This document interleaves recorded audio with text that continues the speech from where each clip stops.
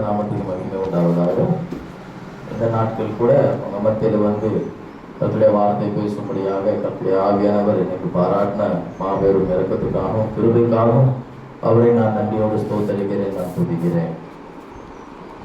இந்த நாட்களே நம்முடைய தியானத்துக்காக ஒரு வசனத்தை வாசிக்கலாம். யோவான் சுவிசேஷம் புத்தகம் 20ஆம் அதிகாரம் 27ஆம் வசனம். யோவான் எழுதின சுவிசேஷம் 20ஆம் அதிகாரம் 27ஆம் வசனம். பின்பு அவர் தோமாவை நோக்கி,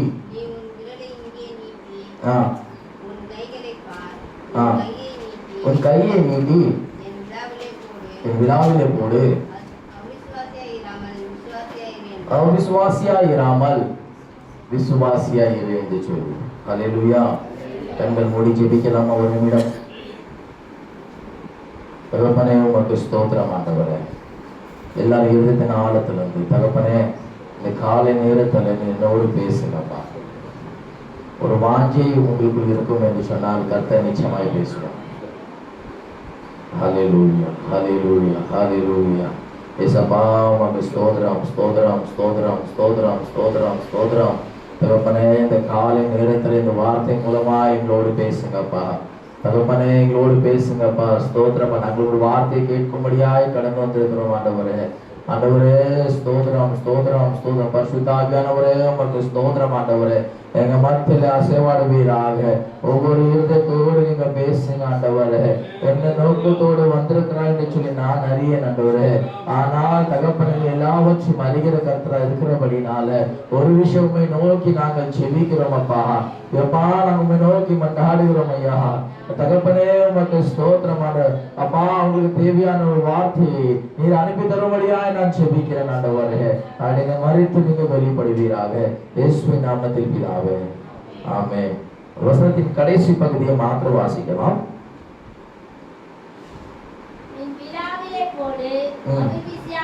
அவிசுவாசியாயிராமல் விசுவாசியாயிரு என்று சொல்லி நாம் இங்க வாசிக்கிறத பார்க்க முடிகிறது. அருமையான தேவச்சனமே, கர்த்தரை ஆராதிக்கும்படியாய் கடந்திருக்கிற காலை நேரத்திலே ஆண்டவர் நம்மை பார்த்து சொல்லுகிற ஒரு வார்த்தை அவிசுவாசியாயிராமல் விசுவாசியாயிரு என்று சொல்லி. அப்படி என்று சொன்னால் நம்முடைய வாழ்க்கையில அவிசுவாசம் காணப்படுகிறது. ஆகவே தான் கர்த்தர் இந்த காலை நேரத்திலே நம்மை பார்த்து சொல்லுகிறார், விசுவாசியா இருக்கும்படியா அவர் எதிர்பார்க்கிற ஒரு காரியமாய் காணப்படுகிறது. இந்த சம்பவமானது கர்த்தர் யாரை பார்த்து சொல்லுகிறார்? தன்னுடைய சீடனாகிய தோமாவை பார்த்து ஒரு சொல்லுகிற ஒரு வார்த்தையாக காணப்படுகிறது. இயேசுவோடு இருந்த சீடன், கர்த்தரோடு நடந்த ஒரு மனிதன் தான், அவரோடு ஊழியத்தில் இருந்த ஒரு மனிதன் தான். ஆனால் தோமாவை பார்த்து என்ன சொல்லுகிறார்? அவிசுவாசி இராமல் விசுவாசியாயிரு என்று சொல்லி. இயேசு கிறிஸ்து மரித்து விட்டு உயிர் தந்த பிற்பாடு தோமா என்ன செஞ்சானா? அவன் நான் நம்ப மாட்டேன், இயேசுவை நான் பிரச்சனமாக பார்த்தால் தான் நான் என்ன செய்வேன்? விசுவாசிப்பேன், நம்புவேன் என்று சொல்லி அவன் சொல்லி கொண்டிருந்தான் இயேசு இல்லாத நேரத்திலே. ஆனா எப்போது இயேசு அவனுக்கு முன்பாக கடந்து வந்தாரோ அப்பொழுது தான் தோமாவை பார்த்து இயேசு சொல்லுகிறார், உன் கையை என்ன செய், என் விழாவிலே போட்டு பாரு, உன் விரலினால் என் கையை தொட்டு பாரு, நான் உனக்காக அடிக்கப்பட்டிருக்கிற காயத்தை பாரு, ஈட்டினால் என்னை விழாவிலே குத்தினார்கள், அதனால் கையை போட்டு பாரு என்று சொல்லி அதுக்கப்புறமாக சொல்லுகிறார், அவிசுவாசியாயிராமல் விசுவாசியாயிரு என்று சொல்லி. அருமையான தேவஜனமே, நம் யாவரும் விசுவாசித்தானா என்று சொல்லி ஒரு கேள்வி இன்னைக்கு கர்த்தர் மத்தியில் கேட்கிறார். அப்படி என்று சொன்னால் அப்ப அவிசுவாசம் நம்ம வாழ்க்கை என்ன செய்கிறது? காணப்படுகிறது. விசுவாசிக்கிறவர்கள் இதனுடைய மகிமையை காண்பார்கள். விசுவாசிக்கிறவர்கள் எல்லாம் கூடும். அப்போ இந்த அவிசுவாசிகள் நம்ம வாழ்க்கையில அவிசுவாசம் இருக்கும் என்று சொன்னால் நாம் முதலாவதாக எப்படிப்பட்ட இடத்துக்கு நம்ம போய் சேர்கிறோம் என்று சொல்லி ஒரு வசனத்தை வாசிக்கலாம். வெளிப்படுத்தல் விசேஷம் 21ஆம் அதிகாரம் 8ஆம் வசனம். வெளிப்படுத்தல் விசேஷம் 21ஆம் அதிகாரம் 8ஆம் வசனம். அவிசுவாசிகளும்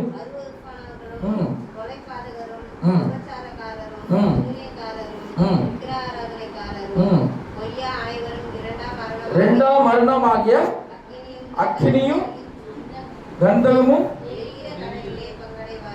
எரிகிற கடலிலே பங்கடைவார்கள். அப்படி நீ சொன்னால் அவிசுவாசம் உள்ள மனிதன், அவிசுவாசியா ஜீவிக்கிற ஒரு மனிதன் எங்க போய் செய்கிறான்? நரகத்துக்கு போய் செய்கிறான். அவன் போகிற இடம் உண்டு. அது எந்த இடம்? நரகம். அருமையான கர்த்தருடைய பிள்ளைகளே, இந்த காலை நேரத்தில் நம்முடைய பிரயாணமானது பரலோகத்துக்கு நேராக நாம் போகும்படியாக அழைக்கப்பட்டிருக்கிறோம்.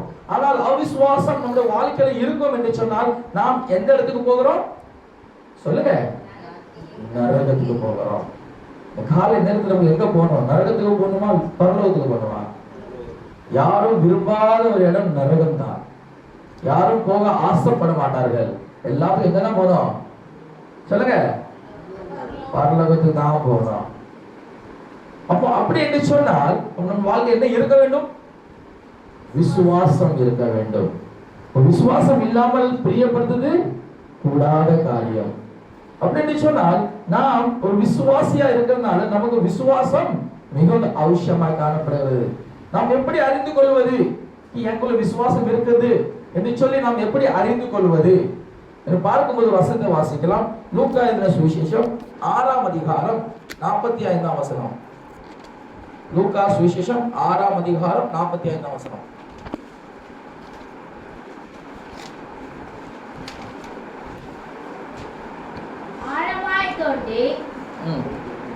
கடைசி வாசிங்க.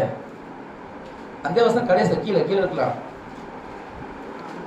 45ஆம் வசனம். லூக்கா 6ஆம் அதிகாரம் 45. நல்ல மனுஷன் தன் இதயமாகிய நல்ல பொக்கிஷத்திலிருந்து நல்லதை எடுத்து காட்டுகிறான். பொல்லாத மனுஷன் தன் இருதயமாகிய பொல்லாத பொக்கிஷத்திலிருந்து பொல்லாததை எடுத்து காட்டுகிறான். இருதயத்தின் நிறைவினால் அவனவன் வாய் பேசும். போதும். அப்போ விசுவாசமானது நம்முடைய இருதயத்துல இருந்தால் விசுவாசம் எங்க வரும்? வாய்க்குள்ள மொழியில வரும். அல்லேலூயா. இன்னைக்கு விசுவாசம் நம்முடைய வாழ்க்கையில இருக்கும் என்று சொன்னால், விசுவாசம் நம்முடைய இருதயத்துல இருக்கும் என்று சொன்னால், அந்த விசுவாசமான வார்த்தை எங்க வர வேண்டும்? சொல்லுங்க. வாயில வர வேண்டும். அப்படி என்று சொன்னால் நாம் விசுவாசத்தை அறிக்கை செய்கிறவளாய் காணப்பட வேண்டும். கர்த்தர் காலை நேரத்தில் இதுதான் எதிர்பார்க்கிறார். நாம் விசுவாசியா இருக்கும்படியா விரும்புகிறார். அப்படின்னு சொன்னால் விசுவாச வார்த்தையை அறிக்கை செய்யணும். நாம் விசுவாச வார்த்தையை அறிக்கை செய்கிறோமா? இந்த எத்தனையோ வாழ்க்கையில் பிரச்சனைகள் வருகிறது. இன்னல்கள், இடுக்கங்கள், உபத்திரங்கள், வியாதிகள், பலவீனங்கள் வருகிறது. அவைகள் மத்தியிலே நாம் விசுவாச வார்த்தையை பேசுகிறோமா? இல்ல அவிசுவாசமான வார்த்தையை நாம் பேசிக்கொண்டிருக்கிறோமா? இன்னைக்கு நாம் முதலாவதாக அவிசுவாசமான வார்த்தை பேசுறதுனால அவங்க வாழ்க்கையில என்ன சம்பவித்தது என்று சொல்லி ஒரு 2 காரியத்தை மாத்திரம் சொல்ல போகிறேன். முதலாவதாக நாம் பார்ப்போம். வாசிங்க. 2 ராஜாக்களின் புஸ்தகம் 6ஆம் அதிகாரம் 25ஆம் வசனம். 2 ராஜாக்கள் 6ஆம் அதிகாரம் 25ஆம் வசனம். அதனாலே சமாரியாவிலே கொடிய பஞ்சம் உண்டாயிற்று. போதுமானது. பஞ்சம் உண்டாயிற்று. எந்த இடத்துல பஞ்சம் உண்டாயிற்று? சமாரியாவிலே பஞ்சம் உண்டாயிற்று. புசிப்பதற்கு எதுவும் இல்லை. கொடிய பஞ்சம் உண்டாயிற்று சமாரியாவிலே. அப்படிப்பட்ட காலகட்டத்திலே அங்க ஒரு தீர்க்கதரிசி வாழ்ந்து கொண்டிருக்கிறார். அவர் பேர் எலிசா. 7ஆம் அதிகாரம் 1-2 வசனங்கள் வாசிங்க. அப்பொழுது எலிசா, கர்த்தருடைய வார்த்தையை கேளுங்கள். நாளை இந்நேரத்திலே சமாரியாவின் வாசலிலே 1 மரக்கால் கோதுமை மா 1 சேக்கலுக்கும் 2 மரக்கால் வார் கோதுமை 1 சேக்கலுக்கும் விற்கப்படும் என்று கர்த்தர் சொல்கிறார் என்று சொல்லி எலிசா சொல்லுகிறார். அப்பொழுது ராஜாவுக்கு கைலாகு கொடுக்கிற பிரதானி ஒருவர் தேவனுடைய மனுஷனுக்கு பிரயோஜனமாக, இதோ கர்த்தர் வானத்தின் மதில்களை உண்டாக்கினாலும் இப்படி நடக்குமா என்றார். அதற்கு அவன், உன்னுடைய கண்களினால் அதை காண்பாய், ஆனாலும் அதிலே சாப்பிட மாட்டாய் என்றார். போதும். இங்க நாம் பார்க்கிறோம் எலிசா முதலாவதாக சமாரியா பட்டணத்திலே என்ன வந்துச்சு? கொடிய பஞ்சம் உண்டாயிற்று. என்ன சாப்பிடுவது, எப்படி வாழ்வது என்று சொல்லி பலமான ஒரு கலக்கம் தேசம் முழுவதும் பரவி கொண்டிருந்ததாம்.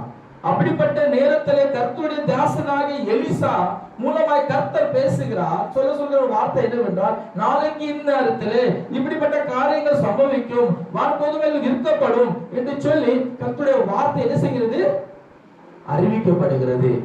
ஆனால் ராஜாவுக்கு கையில இருக்கிற அந்த அதிபதி, அந்த மனுஷன் என்ன செய்கிறார்?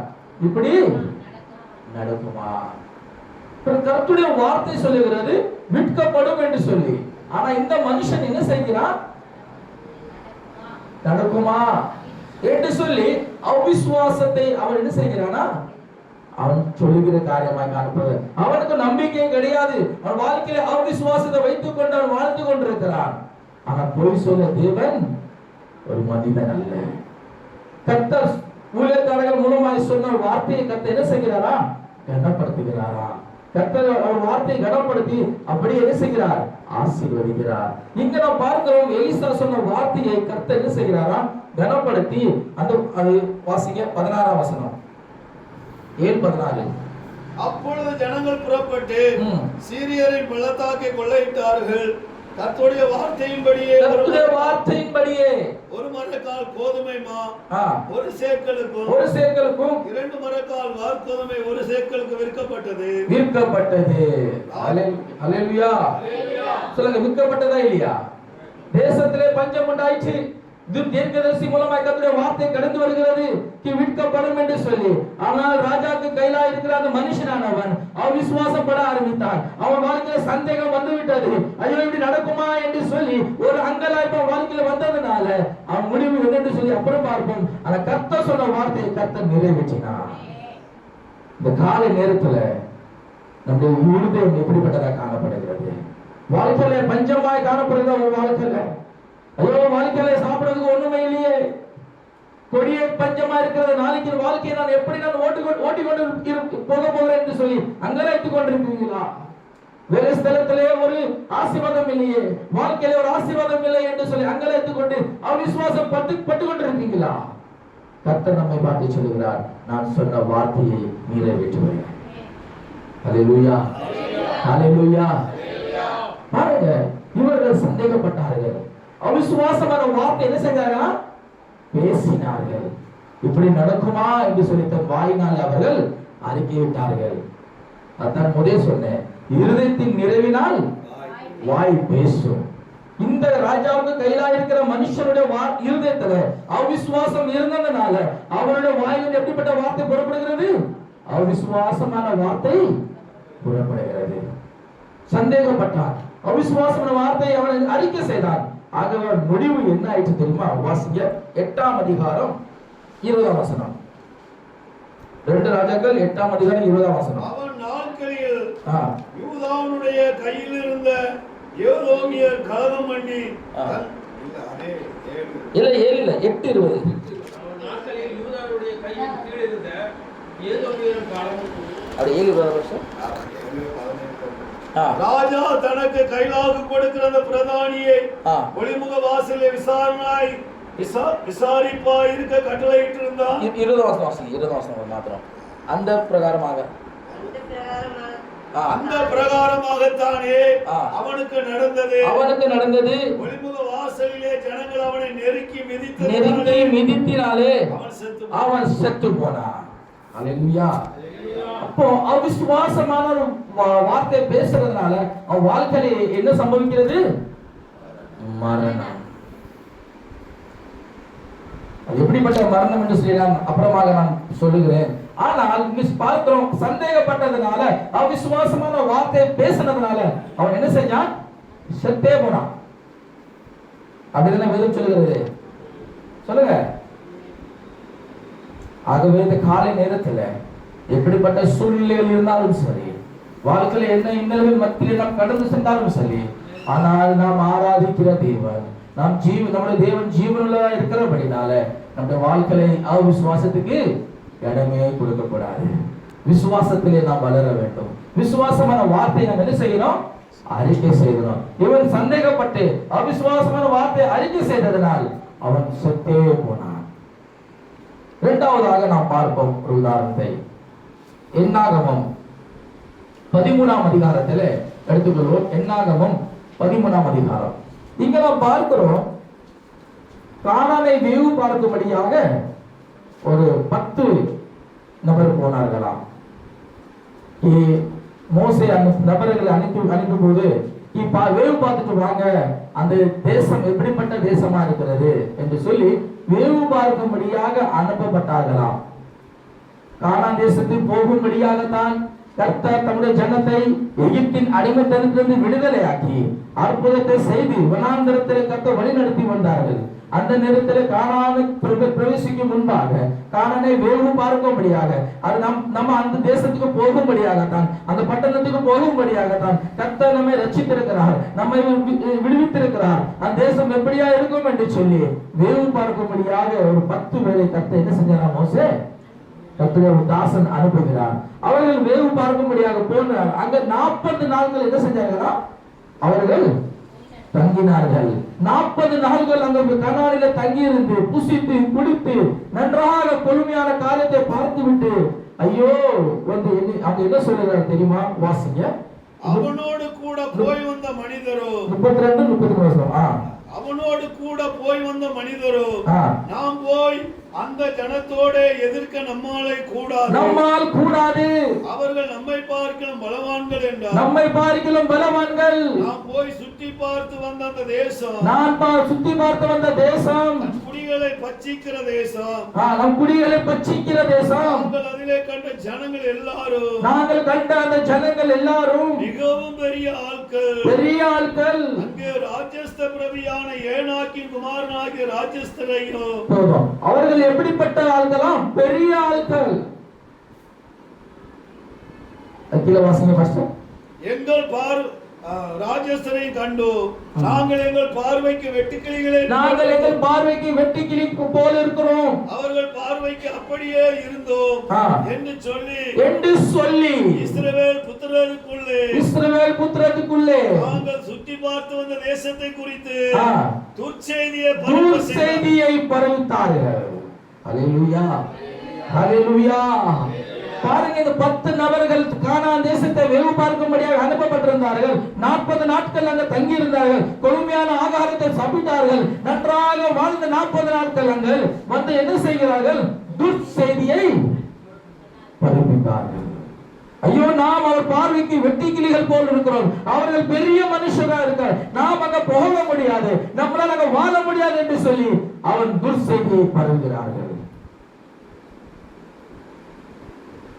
பாருங்க, பார்த்தது அவர்கள் எல்லாம் உண்மைதான், அவர்கள் பெரிய மனிதர்கள் தான், பலமான மனிதர்கள் தான். ஆனால் சொல்ல வேண்டிய விதத்திலே அவன் சொல்லவில்லை. அவன் எக்ஸ்ட்ராக தன் வார்த்தையை போட்டுக்கொண்டு அவன் செய்கிறான். வேதம் சொல்லுகிற துர்செய்தியை பரப்பினான். துர்செய்தி பரவித்ததுனால கலக்கம் உண்டாகுகிறது. ஐயோ, நாம் இவ்வளவு கஷ்டப்பட்டு வந்திருக்கிறோமே, அந்த பரலோக ராஜ்யத்துக்காக நாம் அழைக்கப்பட்டிருக்கிறோமே, பரலோக ராஜ்யத்துக்கு நாம் போக வேண்டுமே. ஆனால் இப்பொழுது சமீபமா இருக்கிறது, பரலோகம் நமக்கு கொஞ்ச தூரம் தான் இருக்கிறது, அந்த பரம கானானுக்கு நாம் போகும்படியாக கொஞ்ச தூரம் தான் இருக்கிறது. ஆனால் அந்த துர்செய்தியை கேட்டு நம்முடைய இருதயம் கலங்குகிறது. அந்த அவிசுவாசமான வார்த்தையை அந்த 10 வேறுபாடுகிற நபர்கள் அவிசுவாச வார்த்தை பேசினதுனால அவங்க வாழ்க்கை என்ன நடந்தது தெரியுமா?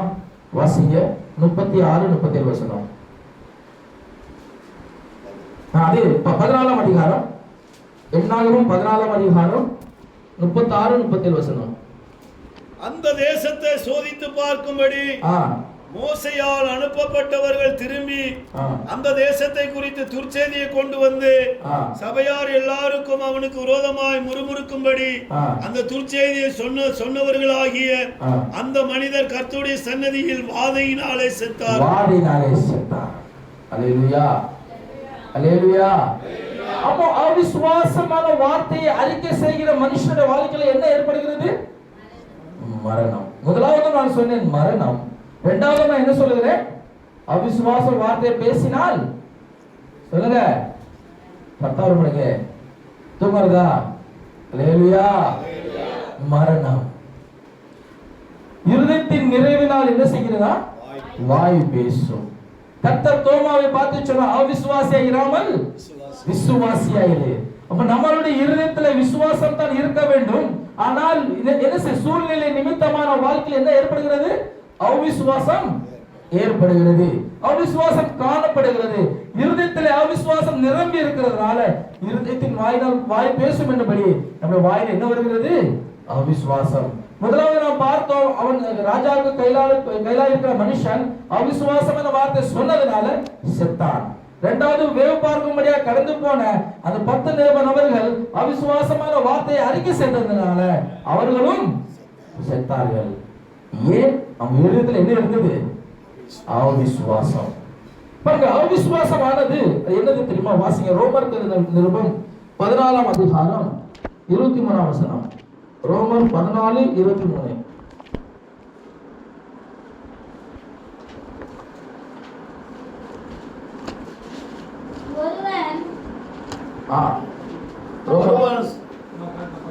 வாசிங்க.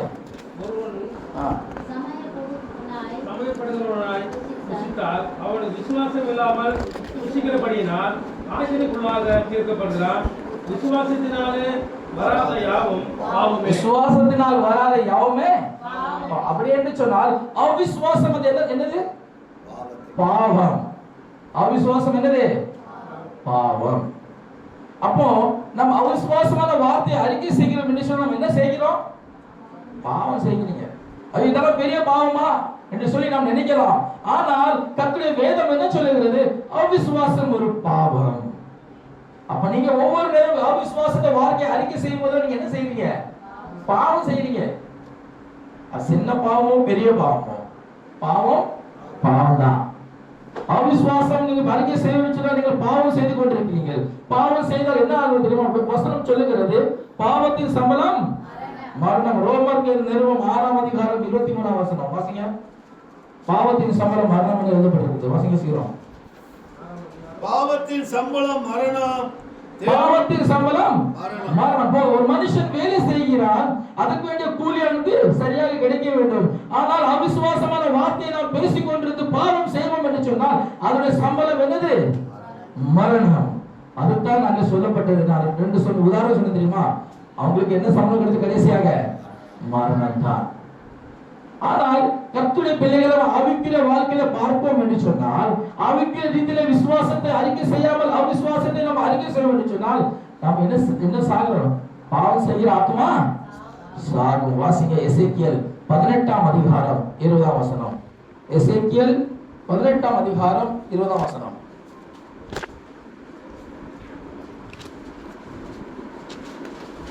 பாவம் செய்கிற ஆத்மாவே சாகும். பாவம் செய்கிற ஆத்மாவே சாகும். அப்படி என்று சொன்னால் சரீர பிரகாரம் மரணத்தை நான் பேசவில்லை. நாம் அவிசுவாசமான வார்த்தை அறிக்கை செய்ய சொன்னால் அது ஒரு பாவமாய் காணப்படுகிறது. அப்படி அறிக்கை செய்து நாம் பாவத்தை செய்து கொண்டிருக்கும் என்று சொன்னால் நம்முடைய ஆத்மா சாகும், அது மறித்து போகும். வேதம் பிரியமானவனே, உன் ஆத்மா வாழ்வது போல் எல்லாவற்றிலும் வாழ்ந்து சுகமாயிரு என்று சொல்லி வார்த்தை நன்றாகத்தான் இருக்கிறது. கர்த்தர் இந்த வாக்குத்தத்தம் தரும்போது ஐயோ என் ஆத்மா வாழ்வு சுகமாயிரு என்று சொல்லி கர்த்தரோடு பேசியிருக்கிறாரு. அப்ப ஆத்மா என்ன செய்யணும்? வாழ வேண்டும். அது ஆத்மா உயிரோடு இருக்க வேண்டும். ஆனா இங்க நான் பார்க்கிறோம், பாவம் செய்கிற ஆத்மா சாகும். அப்ப அவிசுவாசம் இருக்கும் என்று சொன்னால், சந்தேக வாழ்க்கையில் இருக்கும் என்று சொன்னால் நாம் பாவத்தை செய்கிறோம். அப்படிப்பட்ட பாவத்தின் சம்பளம் மரணம். நம்முடைய ஆத்மா வாழ்ந்து கொண்டிருக்கணும். ஆத்மா வாழ வாழ உயிரோடு இருக்கிற ஆத்மா என்ன செய்யுமா? அது வாழ முடியும். உயிரோடு இல்லாவிட்டால் அது சாகும். ஆத்மா உலகத்திலே நன்றாக இருக்க வேண்டும் என்று சொன்னார், சுகமுகமான ஒரு வாழ்க்கை வாழ வேண்டும் சொன்னார், கர்த்தர் எல்லா தேவைகளையும் நமக்கு தர வேண்டும் என்று சொன்னார். நாம் எப்படிப்பட்ட காணப்பட வேண்டும்? விசுவாசம் உள்ளவர்களாக காணப்பட வேண்டும். அவிசுவாசம் வார்த்தை இந்நாளும் நீங்க அறிக்கை செய்திருப்பீர்கள் சொன்னால் இந்த கால நேரத்தில் கர்த்தரை நோக்கி நான் ஜெபிக்கணும். ஆண்டவரே, அவிசுவாசத்தை நான் பேசி பாவம் செய்து விட்டேனே, ஆனால் கால நேரத்தில் என்னோடு பேசிக் கொண்டிருக்கிறீங்க. அவிசுவாசத்தை இனிமேல அறிக்கை செய்ய மாட்டேன்ப்பா. நான் என்ன செய்வேன்? விசுவாசமான வார்த்தை நான் அறிக்கை செய்ய போகிறேன். பாருங்க, அவிசுவாசத்தை சொன்ன 2 உதாரணத்தை நான் விசுவாசத்தை அறிக்கை செய்த ஒரு 2-3 உதாரணத்தை சொல்லி நாம் ஜெபத்துக்கு நேராக கடந்து செல்வோம். முதலாவதாக நாம் பார்க்கிறோம் ஆபிரகாம். நம்முடைய தகப்பனாக என்ன செய்கிறோம்? விசுவாசின் தகப்பனாக ஆபிரகாமை குறித்து நாம் பார்க்கிறோம். இந்த ஆபிரகாமுடைய வாழ்க்கையில கர்த்தர் ஆபிரகாமை பேர் சொல்லி அளித்தார். எல்லாம் கவனமா கேட்கணும். கர்த்தர் ஆபிரகாமை பார்த்து என்ன சொன்னார்? உன் தேசத்தையும் உன் இனத்தையும் விட்டு என்ன செய், தகப்பன் விட்டு தேசத்தை விட்டு இனத்தை விட்டு என்ன செய், நீ வா என்று சொல்லி கர்த்தர் ஆபிரகாமை பார்த்து சொல்லுகிற வார்த்தை காணப்படுகிறது. அப்படிப்பட்ட ஆபிரகாம் கர்த்தரை அழைத்து விக்கிர ஆராதனை செய்த ஆபிரகாமை கர்த்தர் என்ன செய்தாரா? அழைத்தார். அவன் தேசம் இருந்த விக்கிரத்தின் அடிமை இருந்து விக்கிரத்துக்கு பணி செய்து கொண்டிருந்த ஆபிரகாமை கர்த்தர் அழைத்து உன்னை பெரிய ஜாதி ஆக்குவேன் என்று சொல்லி வாக்குத்தத்தங்களை கொடுத்து கர்த்தர் அவனை வழி நடத்தினார். ஆனால் ஆபிரகாமுக்கு என்ன கிடையாது? குழந்தை வாக்கியம் கிடையாது. குழந்தை இல்லை அவனுக்கு. ஆனால் நாட்கள் கடந்து போயிருக்கும் போது வயசாகி விட்டான். ஐயோ, வாழ்க்கையில கர்த்தர் சொல்ற சன்னதியை நான் ஆசீர்வதிப்பேன் என்று சொன்னாரு. ஆனால் என் சன்னதி இல்லையே என்று சொல்லி கலங்கி கொண்டிருந்தான். அப்படிப்பட்ட நேரத்தில் கர்த்தருடைய தூதன் அவர்களுக்கு வந்து ஒரு வாக்குத்தத்தத்தை கொடுக்கிறார். நான் உன்னை ஆசீர்வதிக்க போகிறேன், உன் மனைவியை நான் ஆசீர்வதிக்க போகிறேன் என்று சொல்லி கர்த்தர் அவர்களோடு பேச ஆரம்பித்தார். அவர் நினைச்சிருக்கலாம், ஐயோ இந்த வயசான காலத்துல எனக்கு குழந்தை உண்டாகுமா? ஆனால் கர்த்தர் வார்த்தை சொன்னாரு, உன் சன்னதியை நான் என்ன செய்வேன்? பெருக பண்ணுவேன். இந்த சன்னதியே இல்லையே, நான் என்ன செய்வதுன்னு சொல்லி கலங்கி கொண்டிருந்தான். ஆனா கர்த்தருடைய வார்த்தையை அவன் உறுதியாய் பற்றி கொண்டிருந்தான். அவன் வயது 99 ஆகிவிட்டது. ஆனாலும் கர்த்தர் சொன்ன வார்த்தை நிறைவேறவில்லை. ஆனாலும் உள்ள உடைந்திருக்கும். ஐயோ, கர்த்தர் சொல்லிவிட்டாரே, ஆனாலும் எனக்கு புத்திர பாக்கியம் இல்லையே என்று சொல்லி கலங்கி கொண்டிருக்கிறான். கர்த்தர் மீண்டும் சொல்லி, கர்த்தர் பொய் சொல்ல ஒரு மனிதன், அவர் சொன்னார் அவர் ஆகும். கர்த்தர் அவனுக்கு கொடுத்த வாக்குத்தத்தத்தை கர்த்தர் 100வது வயது என்ன செஞ்சாரா? நிறைவேற்றினார். அருமையான கர்த்தர் ஒரு ஆண் குழந்தையை கர்த்தர் கொடுத்தார். அந்த குழந்தையை அவன் வளர்க்கிறான். அந்த குழந்தை என்ன செய்கிறான்? கொஞ்சம் நன்றாக வாலிபனாய் மாறுகிறான். ஒரு 15-16 வயசாக அவன் ஈசாக்கு என்ன செய்கிறான்? வரும்போது கர்த்தர் அவன் முதல்ல ஆபிரகாமை பார்த்து சொன்னார், உன் தேசத்தை விடு. கர்த்தர் ஆபிரகாமை பார்த்து, உன் தகப்பன் வீட்டை விடு, உன் இனத்தாரை விடு. ஆனா இப்போது வாலிபனாய் இருக்கிற அந்த மகனை கர்த்தர் என்ன சொல்கிறார்? உன் மகனை எனக்கு தா. அருமையான தேவச்சனமே, கர்த்தர் சொல்லுகிற ஆபிரகாமை பார்த்து, உன் மகனை எனக்கு என்ன செய்? பலி செலுத்து. பாருங்க, தகப்பனுடைய உள்ளம் கலங்கி இருக்கும், வேதனைப்பட்டிருக்கும். ஐயோ, இந்த வயதான காலத்துல கர்த்தர் சொன்ன வாக்குத்தத்தத்தின்படி எனக்கு ஒரு மகன் தந்தாரு. அந்த மகனே கர்த்தர் என்ன செய்கிறார்? இப்பொழுது கேட்கிறாரே என்று சொல்லி அவன் கலங்கி கொண்டிருக்கலாம். வெளி காட்டாமல் உள்ள நுழைஞ்சிருக்கும். ஆனால் என்ன செய்கிறார்? கர்த்தருடைய வார்த்தை வந்தது.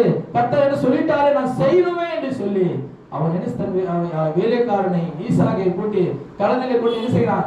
மலைக்கு நேராக கடந்து போகிறான். அருமையான தேவச்சனமே, கர்த்தருக்காக பலி செலுத்தும்படியாக தன் மகனை கூட்டிக் கொண்டு அவன் என்ன செய்கிறான்? போகிறான். மலைக்கு நேராக கடந்து போகிறான்.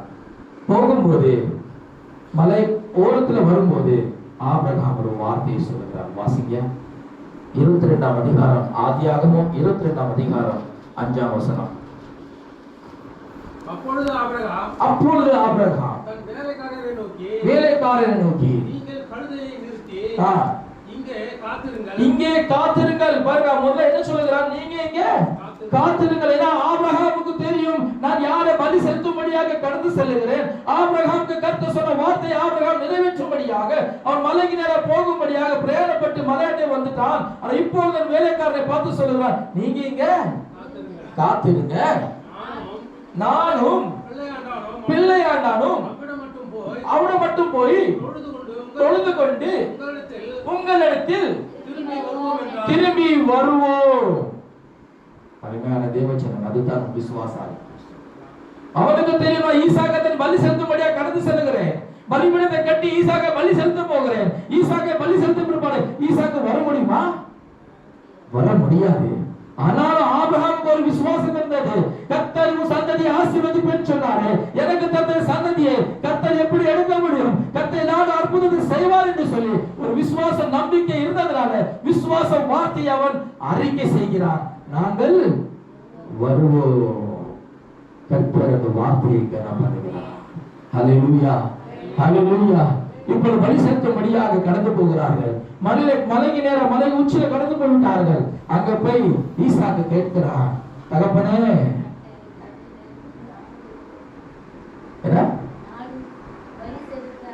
அவன் கேட்கிறான், தகப்பனே நம் பலி செலுத்தும்படியாக நாம் வந்திருக்கிறோமே, ஆனால் என்ன செய்வது, பலிக்கு ஆடு எங்கே? ஆபிரகாம் சொல்லுகிறான், கர்த்தர் பார்த்துக் கொள்வார். பலிபீடத்தை ஈசாக்கு கட்டுகிறான். நன்றாக அடுக்கி விறகுகள் அடுக்கி ஒரு பலிபீடத்தை உயர்த்தி கட்டுக் கொண்டிருக்கும் போது மீண்டும் ஈசாக்கு கேட்கிறான், தகப்பனே பலிக்கு ஆடு எங்கே? தகப்பன் உள்ளம் கலங்கி இருக்கும் வார்த்தை கேட்டு அவன் சொன்னான், கர்த்தர் பார்த்துக் கொள்வார். பலிபீடத்தை கட்டி முடித்த பிற்பாடு மீண்டும் ஈசாக்கு கேட்கிறான், தகப்பனே பலி செலுத்தும்படி ஆடு எங்கே? அது வரைக்கும் ஆடு இல்லை, அது வரைக்கும் கர்த்தர் அற்புதம் செய்யல. ஆனால் கர்த்தர் நீங்க சொன்ன விசுவாச வார்த்தையை அறிக்கை செய்தபடினால பலிபீடத்தை கட்டின பிற்பாடு ஆபிரகாம் ஈசாக்கை கையை கட்டி காலும் கட்டி, ஈசாக்கு ஒன்றும் பேசவில்லை. அவன் பலிபீடத்திலே அவன் படுக்க வைத்தான். படுத்த பிற்பாடு கர்த்தர் நோக்கி ஜெபித்தான். ஜெபித்த பிற்பாடு பலி செலுத்தும்படியாக தன்னுடைய கரத்தில் இருக்கிற அந்த கத்தியை ஓங்கி அவன் குத்த போகும்போது தான் ஆடு சத்தம் போடுகிறது. முள்ளுக்குள் சிக்கிக் கொண்டிருக்கிற ஆடு சத்தம் போட்டது. கர்த்தர் அங்க பார்த்து கொண்டார். அருமையான தேவச்சனமே, இந்த காலை நேரத்துல நீங்க விசுவாச வார்த்தையை அறிக்கை செய்வது சொன்னால் நம்முடைய வாழ்க்கையில கர்த்தர் யெகோவா ஈரேவா இருந்து கர்த்தர் அற்புதம் செய்ய போய் வல்லவரா இருக்கிறார். ஹல்லேலூயா. உங்க வாழ்க்கை எப்படி இருக்கும் நான் அறியேன். கர்த்தர் சொல்லுகிற வார்த்தை விசுவாச வார்த்தை நீ அறிக்கை செய்வாய் என்று சொன்னால் யெகோவா ஈரேவா இருந்து நான் எல்லா தேவைகளையும் நான் சந்திக்க வல்லவரா இருக்கிறேன். ஹல்லேலூயா, ஹல்லேலூயா. எப்படிப்பட்ட தேவைகளா இருந்தாலும் சரி, சரீர பிரகாரமான தேவையா இருந்தாலும் சரி, குடும்பத்தில் எப்படிப்பட்ட கலக்கங்கள் நிறைந்தவரா இருந்தாலும் சரி, கர்த்தர் உங்க தேவைகளை சந்திக்க வல்லவரா இருக்கிறார். வாழ்க்கையில குறைவுள்ளவங்க காணப்படுகிறீர்களா? ஐயோ வாழ்க்கையில சந்தோஷம் இல்லையே. ஆபிரகாமுடைய வாழ்க்கையில சந்தோஷம் இல்லாம மனுஷன் காணப்படுது போல கர்த்தர் சாராளுடைய வாழ்க்கையில அந்த கர்ப்பத்தின் கிடைக்கிற ஆசீர்வதித்ததுனால அவர் கர்த்தர் மேன்மைப்படுத்தினார். ஹல்லேலூயா. நான் வருவோம் என்று சொல்லி விசுவாச வார்த்தையை அறிக்கை செய்தபடினால அவர்கள் பலி செலுத்தி ஆபிரகாமும் ஈசாக்கும் வந்தார்கள். அருமையான தேவச்சனமே, கர்த்தர் நம்ம எல்லா தேவைகளை சந்திக்க வேண்டும் என்று சொன்னார், அப்படி யெகோவா ஈரேவா இருக்கும் என்று சொன்னால் நாம் என்ன செய்யணும்? விசுவாச வார்த்தையை அறிக்கை செய்யணும். அதுதான் முக்கியம். விசுவாசம் இருந்தா போதாது, விசுவாச வார்த்தையை அறிக்கை செய்யணும்.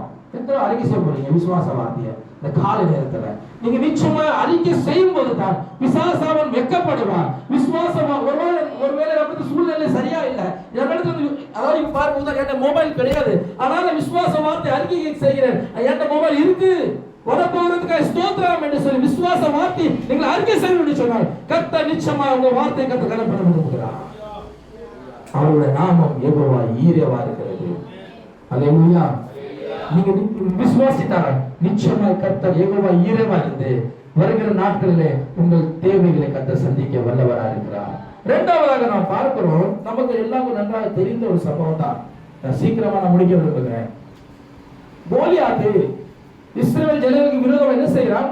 அவன் தினந்தோறும் வந்தும் கர்த்தருடைய நாமத்தை அவன் தூஷிக்கிறான்.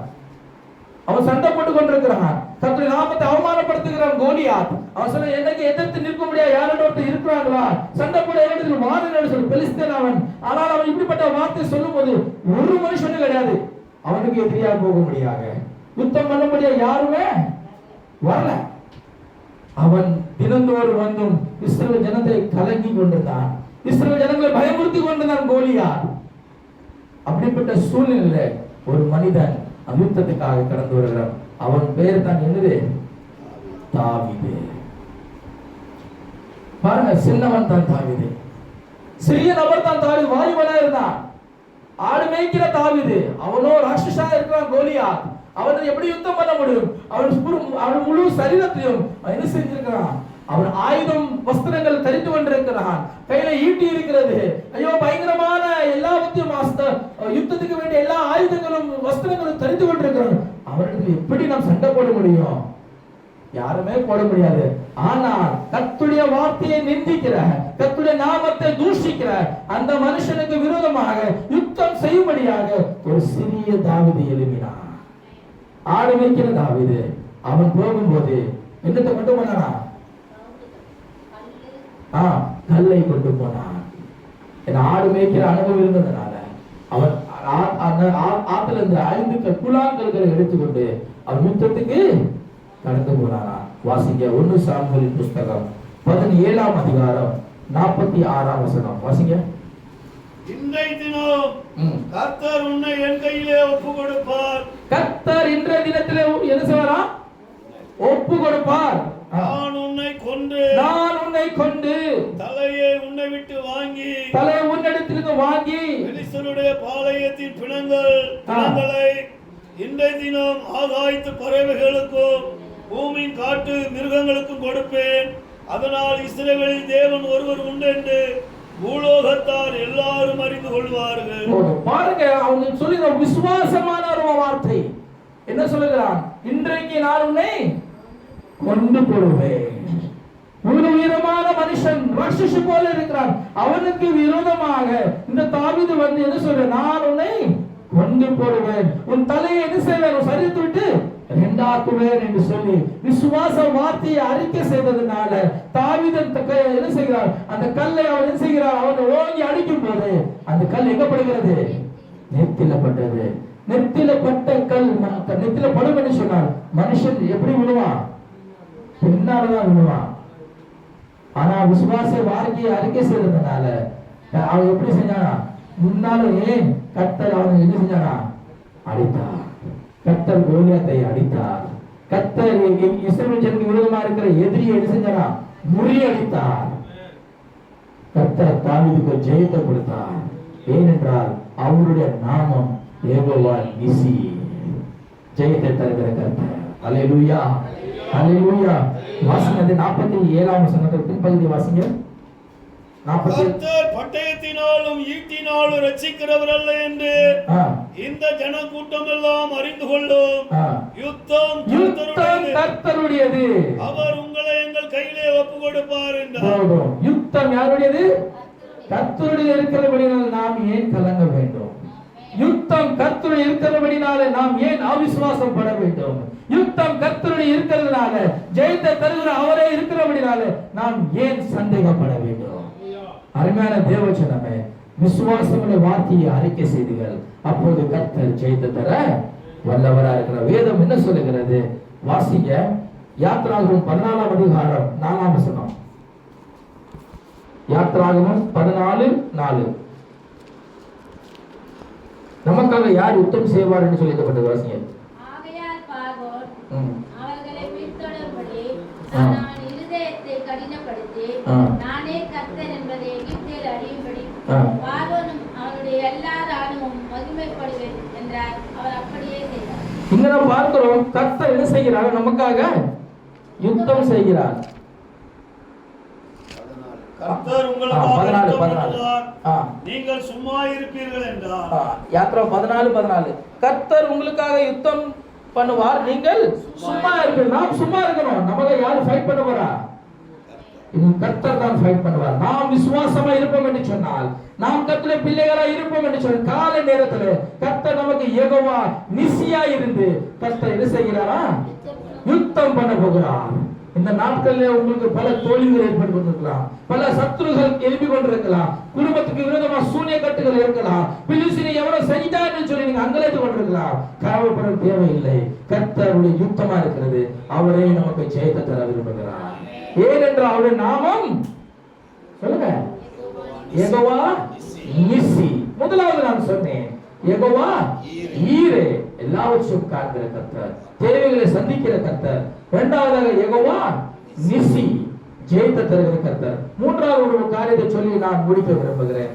பாருங்க, தானியேலின் புஸ்தகம் 3ஆம் அதிகாரத்தில் ஒரு சம்பவம் எழுதப்பட்டிருக்கிறது. சாத்ராக், மேஷாக், ஆபேத்நேகோ என்பவர்கள் நம்ம எல்லாருக்கும் நன்றாக தெரிந்த ஒரு சம்பவம் தான். அநேக முறை நாம் கேட்ட சம்பவம் தான். இந்த சாத்ராக், மேஷாக், ஆபேத்நேகோ கர்த்தருடைய பிள்ளைகளா இருக்கிறார்கள். அவர்கள் கர்த்தரின் ஜீவனுள்ள தேவனை ஆராதிக்கிற பிள்ளைகளா இருக்கிறார்கள். விசுவாச வீரர்களாக காணப்பட்டார்கள். அப்படிப்பட்ட சூழ்நிலையிலே நேபுகாத்நேச்சார் என்ன செய்கிறார்? ஒரு சிலையை உண்டு பண்ணுகிறார். தன்னுடைய ரூபத்தினால் சிலையை உண்டு பண்ணி என்ன செய்கிறார்? இந்த சிலையை வணங்க வேண்டும் என்று சொல்லி அவன் உத்தரவு கொடுக்கிறான். ஆனால் இவர்கள் சொல்லுகிறார்கள், நாங்கள் இதை என்ன செய்வோம், வணங்க மாட்டோம், நாங்கள் இதை என்ன செய்வோம், பிரதிஷ்டமாக தண்டனை செய்ய மாட்டோம் என்று சொல்லி. நாங்கள் ஆராதிக்கிற எங்கள் தேவன் ஜீவன் உள்ளவராக இருக்கிறார், நாங்கள் ஆராதிக்கிற எங்கள் தேவன் பெரியவராக இருக்கிறார், அவர் எல்லாவற்றும் தேவையில சந்திக்கிற கர்த்தராக இருக்கிறார், அவர் நமக்கு ஜெயத்தை தருகிறவராக இருக்கிறார் என்று சொல்லி அவர்களுக்கு ஒரு நம்பிக்கை விசுவாசம் காணப்பட்டது. ஹல்லேலூயா, ஹல்லேலூயா. இந்த விக்கிரகத்துக்கு முன்பாக நாங்கள் வணங்க மாட்டோம், இந்த விக்கிரகத்துக்கு நாங்கள் சேவை மாட்டோம் என்று சொல்லி சாத்ராக் மேஷாக் ஆபேத்நேகோ ஒரு விசுவாசம் உள்ளவர்களாக காணப்பட்டார்கள். வாசிங்க தானியேலின் புத்தகம் 3ஆம் அதிகாரம் 16ஆம் வசனமும் 17ஆம் வசனம். சாத்ராக் மேஷாக் ஆபேத்நேகோ என்பவர்கள் ராஜாவை நோக்கி, நேபுகாத்நேச்சாரே, இந்த காரியத்தை குறித்து உமக்கு உத்தரவு சொல்ல எங்களுக்கு அவசியம் இல்லை. நாங்கள் ஆராதிக்கிற எங்கள் தேவன் எங்களை தப்புவிக்க வல்லவராயிருக்கிறார். அவர் தப்புவிக்க வல்லவராயிருக்கிறார். ஹல்லேலூயா. அவர் தப்புவிக்க வல்லவராயிருக்கிறார். அவர் தப்பிக்க விட்டாலும் வாசிங்க. அவர் எரிகிற அக்கினி சூளைக்கு ராஜாவாகிய உம்முடைய கைக்கு நீங்களாக்கி விடுவிப்பார். விடுவிக்காமற் போனாலும் நாங்கள் உம்முடைய தேவர்களுக்கு ஆராதனை செய்வதும் இல்லை, நீர் நிறுத்தின பொற்சிலையை பணிந்து கொள்வதும் இல்லை என்கிறது ராஜாவாகிய உமக்கு தெரிந்திருக்க கடவுது என்றார். பாருங்க, அவர் விசுவாச வார்த்தை பாருங்க. நாங்கள் ஆராதிக்கிற தேவன் எங்களை என்ன சொல்றா, தப்புவிப்பார். ஹல்லேலூயா. அந்த எரிகிற சூளையில நீ போட்டாலும் சரி, ஆனாலும் நான் ஆராதிக்கிற தேவன் ஜீவனுள்ளவராக இருக்கிறபடினால அவர் என்ன செய்வார், எங்களை தப்புவிப்பார். தப்பிப்பாரோ தப்பிப்பட ரெண்டாவது விஷயம். ஆனா அது குறித்து உத்தரவு சொல்ல நமக்கு அவசியம் கிடையாது. ஆனால் நாங்கள் ஆராதிக்கிற ஜீவன தேவன், மரித்து உயிர்த்தெழுந்தவர், அவர் எங்களை நிச்சயம் என்ன செய்வாரு, நம்ம தப்புவிக்கிறவராக இருக்கிறார். அருமையான கர்த்தருடைய பிள்ளைகளே, அந்த வேதம் என்ன சொல்றது, அந்த அக்கினி சூளையை என்ன செய்கிறான், 7 மடங்கு அதிகமாக்கினான். கொஞ்சம் அக்கினி பட்டோட நமக்கு என்ன செய்கிறது, வலி எடுக்கிறது, காதுகிறது. ஆனால் அந்த எரிகிற சூளையை அவன் 7 மடங்கு அதிகமாக்குகிறான். ஆனால் அவன் அங்க என்ன செய்கிறான் வாசிங்க. அவனுக்கு தூக்கி என்ன செஞ்சாரா, சாத்ராக் மேஷாக் ஆபேத்நேகோவை அந்த ராஜா சொன்னபடியே அவர்கள் எரிகிற சூளையில போட்டு விட்டார்கள். போட்ட பிற்பாடு என்ன சம்பவிக்கிறது வாசிங்க. அப்பொழுது அவர்கள் தங்கள் சால்வைகளோடும் நிசார்களோடும் பாகைகளோடும் மற்ற வஸ்திரங்களோடும் கட்டப்பட்டு எரிகிற அக்கினி சூளையின் நடுவிலே போடப்பட்டார்கள்.